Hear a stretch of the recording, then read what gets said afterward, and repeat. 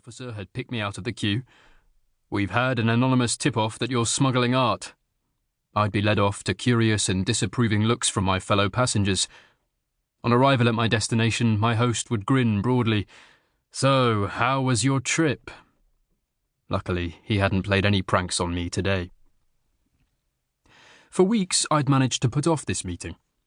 After I'd run out of excuses and the threats were ramping up, "If you don't come now, I'll have you fetched," I bought a ticket, a day return from Amsterdam. After a short drive, the van stopped abruptly. The driver jumped out, opened the rear door, and pulled me out by my arm. He bowed slightly and drove off. I took a deep breath. The reek of the van had made me nauseous. I was standing in front of a grey 5-story building. The sunlight blinded me, but I recognised the surroundings: the canal with clear blue water in which you could see fish swimming, the little stone bridges, and the clusters of parked scooters. On the other side of the canal stood Livorno's impressive fort, built back in the day by the illustrious Medici family. I walked to the door and rang Professor Richardson's doorbell. My host changed his identity regularly, and here he was passing himself off as an English professor.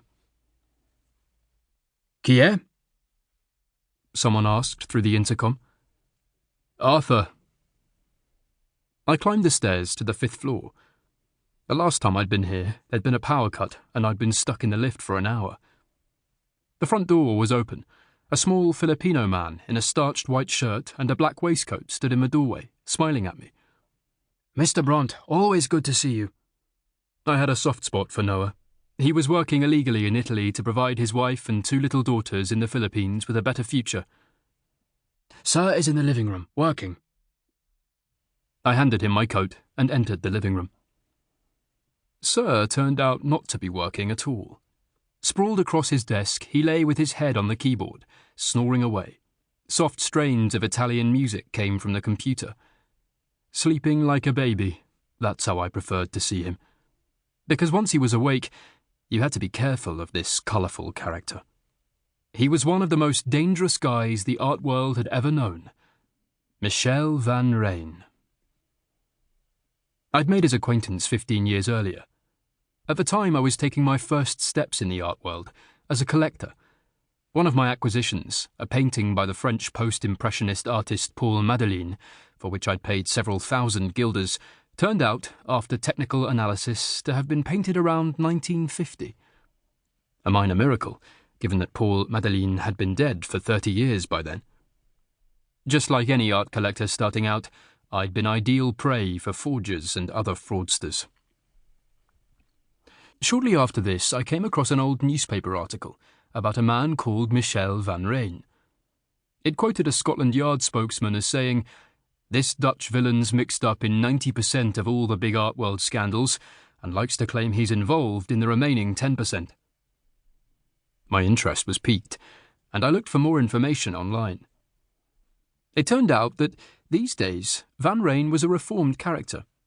Since the mid-1990s, he'd been working together with Scotland Yard and other police forces to solve crimes related to the art world.